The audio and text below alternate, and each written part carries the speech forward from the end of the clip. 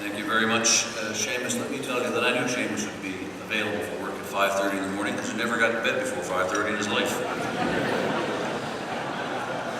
Up to that point in time. I want to say it's a great honor to be here with Danny and with Seamus. Both folks I've known for a very long time and people who've contributed in a wide variety of ways to the life and prosperity of Newfoundland and Labrador.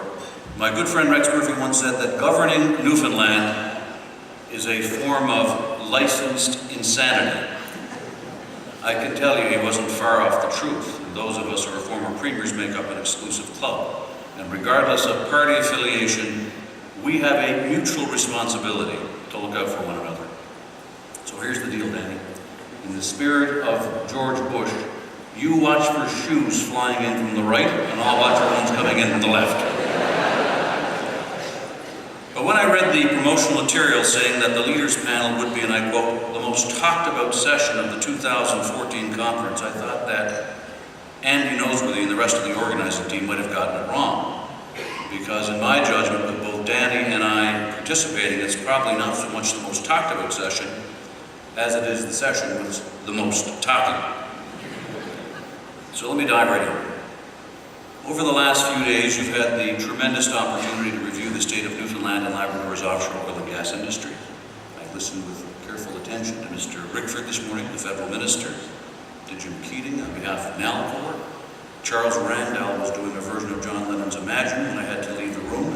And, I actually thought he was getting ready to run for premier. He sounded like both your speeches and mine back when we were looking for office. It was pretty exciting. Everybody here already knows what a tremendous success story our industry is. Billions upon billions of revenues that it's generated, the thousands of skilled, high-paying jobs that it's produced, the tremendous positive impact it's made, not just on this province, but has made on the entire country. But of course, as we all know, that wasn't always the case. We remember too well the perceptions of many that Newfoundland and Labrador was a subsidized place. It would always be a subsidized place. Now, not only were these perceptions misguided and ill-informed, thankfully they've proven to be flat out wrong. Remember a speech I gave 2 years into my role as Premier to the joint meeting of the Empire Club and the Canadian Club of Toronto. I went there to deliver an important message. I told the gathering there, business audience, that whatever their thoughts, their perceptions, their assumptions of Newfoundland and Labrador were, they should get ready to be reprogrammed. And I pointed to the spectacle, the drama of the tremendous offshore game changer that was about to be unleashed. I said, it's not the Loch Ness Monster, but it is a monolith. It's large, it's powerful, it cannot be ignored, and of course I was speaking about the Hibernia gravity-based structure. A tremendous feat of engineering design, pumping oil in the most difficult and challenged natural environment for offshore oil and gas development, literally on the planet, the great North Atlantic. Well, my friends, as you know, that was the beginning of when perceptions started to turn around. Hibernia proved to everyone that we could more than hold our own in Newfoundland and Labrador. It was built on time, it was built on schedule, give or take, on budget, and the federal government, which subsidized that project, remember that great debate, I'm sure John Crosby talked about it when he was here, the federal government got back every nickel they put into that project, and then some. In fact, Hibernia for the feds is the gift that keeps on giving.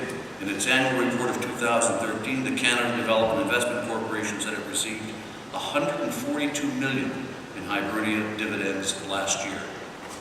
Now, because of Hibernia's success, future projects were built not with government money or support, but built with the contribution, equity contribution of the players who promoted those projects and with the availability of capital from the global capital markets for the solid and sound business opportunity of investing in the Newfoundland and Labrador offshore. Looking back over the last 20 years, much has been accomplished. And what we've seen is impressive. Hibernia production estimates have more than doubled. making it one of the most prolific projects in the world. Hibernia has been joined by Terra Nova and White Rose. Hebron now on the way. Construction activity has reached new heights, particularly in recent years with Hebron and extensions of the White Rose project. There are new world oil class discoveries by Statoil placing the world's attention now on the Flemish Pass. Seismic data collection has increased, and that is so important. And exploration activity is fueling hope of new discoveries. NOIA, I'm told, now has over 600 companies, double that of the mid-90s. Now these are all profound accomplishments. In reflecting on where we must go in the future, I believe it's extremely important we reflect on where we've come from. We must never take the prosperity and the growth of this industry for granted. When I took office as Premier of Newfoundland and Labrador in January of 1996, I can tell you it was a time of, to put it mildly, economic uncertainty. The government's fiscal situation had shown improvement, and we managed over the period of the first few years to produce the first balanced budget since Confederation. But that said, a significant structural deficit remained, and government faced declining revenues and increasing demands for expenditures. Remember those public service strikes that were so much a part of the early days of the Tobin administration? The Newfoundland and Labrador economy was growing, but we were not diversified. Landed values in the fishery were reaching new highs, but it was a very different fishery. The labor-intensive cod fishery was gone. It was shut down in 1992. We had a new fishery, crab and shrimp. More revenue, but less jobs and less distribution of that wealth around the province. So against that backdrop, Newfoundland was benefiting from Hibernia construction. But that construction project was coming close to completion, and investment was declining as that project moved to production. In those years, we had some difficult times ahead. Our real GDP, employment, and personal income levels were all expected to decline in 96, 97. And we were challenged with the delicate task of achieving the delicate balance between ability to provide much-needed public services and the effect of taxation at a time when we faced a structural deficit, limited borrowing capacity, and the need for economic stimulation. Now, our response was to take a planned approach, strengthening the province's revenue base, spending smarter, building a strong economy, and continuing to pursue policies that promoted economic opportunity was essential. And critical to our success was to try and create a balance where, on the one hand, we maximize the benefits from major projects, but at the same time, didn't chase away investment dollars. We had to create a safe and a sound climate which would encourage capital to flow into Newfoundland, and that is a delicate balancing act. Making sure we get our fair share on the one hand. Every premier since Confederation has been charged with that role, that task. But on the other hand, recognizing we're not alone in the world. 70 countries in the world are in the business of developing offshore oil and gas fields. And as we saw in the presentation this morning, Norway alone, 1,400 and some wells drilled compared to 210 for us. So we can hammer the table and say we want our fair share, but we've got to come to terms that reward risk, pay back early capital, and allow those who put the money up to have a fair return on their investment. So I think we made responsible choices in the early and mid-90s that led to growth in this industry. And I think there were a couple of proud accomplishments. We reached first oil, a monumental achievement for the industry. We saw an increase in exploration on the Grand Banks. In 1996, new exploratory wells were being planned for the first time in 5 years. We saw the entrance of a new operator to our offshore, Norsk Hydro, now Statoil. The transshipment terminal at Whiffen Head was being constructed, and I remember standing very firm in negotiations with our friends and now collaborators that transshipment would happen in Newfoundland and Labrador and not somewhere else. In fact, specifically somewhere else back then being proposed was Nova Scotia. We reached an historic agreement to proceed with the Terra Nova project during that time.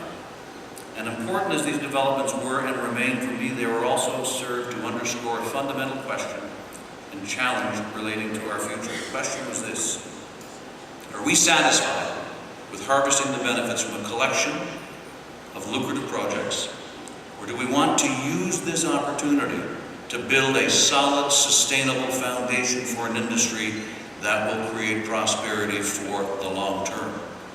Now, my view then, as it is now, is that we must choose the path to responsible long-term growth. It meant then, it means now, balancing the need for meaningful economic and industrial benefits with the creation of a stable, predictable, and responsible climate for future investment. In my time in office, I believe we established two critical policies that have served to create a foundation of investment, predictability, and certainty in the offshore. First, we created a generic royalty regime, which provided assurance of a stable investment climate for operators, ensured the viability of small and marginal fields, and which ensured that the province received a royalty from each and every barrel of oil produced. We ensured that those royalties increased as oil prices and project profitability increased. And I remember the debate about this. You know, we'd spent a long time, successive governments, and I tip my hat to all of the predecessor governments, every one of them, for their part in building the platform upon which the eventual oil and gas industry is now bloomed.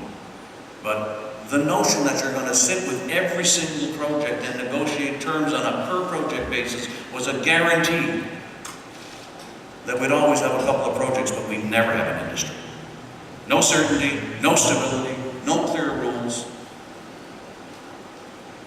And we had a hell of a debate amongst the senior civil servants, within the cabinet, and we made the call that we needed to put in place a generic regime. I think it was the right call. That generic regime, interestingly enough, remains in place today, all these years later. Second, we implemented a labor relations regime to govern oil production activities and to facilitate harmonious labor relations in the offshore oil and gas industry. Now, government since, and specifically Danny Williams' government, built on the foundation of the generic regime, built on the foundation of the industrial benefits. And I can think of two ways, I'm sure Danny will talk about both. One is the super royalty tax, which did not detract from a stable generic regime. It added to on extensions of projects. And the second, quite frankly, was the creation of NALCOR. NALCOR to me was the right next step for the province. Well, I don't think it would have been the right step in those days, in the days of the generic regime, but it was the right step later to give us a window on the industry, to participate by putting up our share of equity, buying our way in. Now, granted, we don't have to share in the dry wells. It's a pretty neat trick, Danny. Just share in the good ones. But I think it was a positive step, and I think a good next solid step in building this industry. These collective efforts are indeed paying off. APEC reports that Newfoundland and Labrador will lead major project investment in Atlantic Canada in 2014, with an anticipated investment in the province of $9.8 billion. With increased development and higher commodity prices, royalties have increased to a point, frankly, was beyond imagining in 1996. Our supply and service companies are starting to lever local opportunities into global ones, especially in the area of harsh ocean technology. We're proud of these massive accomplishments. Their true magnitude can only be appreciated when we look back to where we are and where we've come to. However, the future of Newfoundland lays not in short-term construction jobs, but with sustained exploration, development, and production that can translate into new growth and industrial diversification. So, my question to you is the same one we faced years ago. Do we want to build a world-class industry here that can be a global force, or are we content with the benefits from a small number of, albeit large and important projects, but nevertheless, still a small number? The fact is that global market forces have changed, and until very recently this industry was dominated by a near insatiable demand for energy resources in the United States, which has also been the consistent market for our Newfoundland offshore oil. and a prospective market for both its wealth of natural gas and our hydroelectric resources. But we need to remind ourselves that we're living in a changing, dramatically and quick-changing world. U.S. energy policy and reality, driven in particular by the emergence of new oil and gas resources like Marcellus Shale and Bakken crude, has changed. It's been said that the U.S. now has sufficient domestic gas resources, think about this, to meet its own projected demand for up to 300 years, and that the United States will be self-sufficient in oil within 30 years. The United States will be our competitor. They'll be exporting around the world. And we're already seeing Alberta oil and gas going into the United States at discounts of up to 40% world price, because that's the only way they can get into our market that frankly doesn't need, as it used to need, Canadian oil and gas. I agree with the Harper government decision to approve in principle, if the conditions can be met, the Northern Gas Pipeline project, because if we don't get access for export to Canadian oil and gas in Western Canada, we're going to be selling it very cheaply and leaving billions on the table very cheaply into the United States. Now, I raise all of that. Why is that important to us? Because other global changes are occurring, and I want to suggest to you they open up huge opportunity for the next play in the Newfoundland and Labrador offshore. Look at Ukraine. They've just turned the gas off from Russia to Ukraine. What's happened there has dramatically impacted global relations with Russia. And the uncertainty created by the crisis represents a strategic opportunity, I submit, for new European markets for Canadian energy and new European investment in Canada, specifically in the Newfoundland and Labrador offshore. Those countries looking at Russia using gas, turn off the heat, turn off the lights, and shut down industry, know they need security of supply. We can be part of that answer. The recent $400 billion 30-year deal between Russia and China is also, in my opinion, a game changer. It puts a new focus on LNG in Canada, but it ought to as well put a new focus on LNG and gas in Atlantic Canada. In looking at this opportunity, just remember that by comparison to Kitimat, BC, St. John's is over 1,800 kilometers and a day-and-a-half sailing time closer to Mumbai, India. And if we can talk seriously about moving gas from the west coast of Canada into those markets, and we're 1,800 kilometers closer right here, then there's an opportunity there, too, that we have to explore. So let me conclude my remarks, as I can see by the look on Seamus's face, and the irritation on Danny's that I've gone on far too long, by saying, what is my vision of the Newfoundland and Labrador industry of the future? 20 years from now? Well, it's one where new offshore projects have been developed and offshore oil production is sustained, if not increased. It is one where the pace of offshore development here is as prolific here as it is in the Gulf of Mexico or the North Sea. It's one where our industry has welcomed new investment and additional new global players, and Newfoundland and Labrador's vast natural gas resources are being responsibly exploited. Integral to this vision, Newfoundland and Labrador is seen as a gateway to responsible development of Arctic and subarctic petroleum resources, and recognized as the established leader in Arctic offshore technology, as well through organizations like One Ocean and the engagement of Aboriginal and other affected communities. Newfoundland and Labrador is seen as the model for responsible development of new resources like shale oil and gas. My vision of the future is also one where Newfoundland and Labrador has spawned a bastion of global companies which join the likes of Halliburton, Wood Group, Worley Parsons, and leading offshore development throughout the world. And finally, my vision 20 years from now is one where we no longer see evidence of an oil boom in our economy, but rather one in which the industry has resulted in solid, sustained economic growth, which in turn results in improvements in public services and infrastructure and broad-ranging industrial diversification.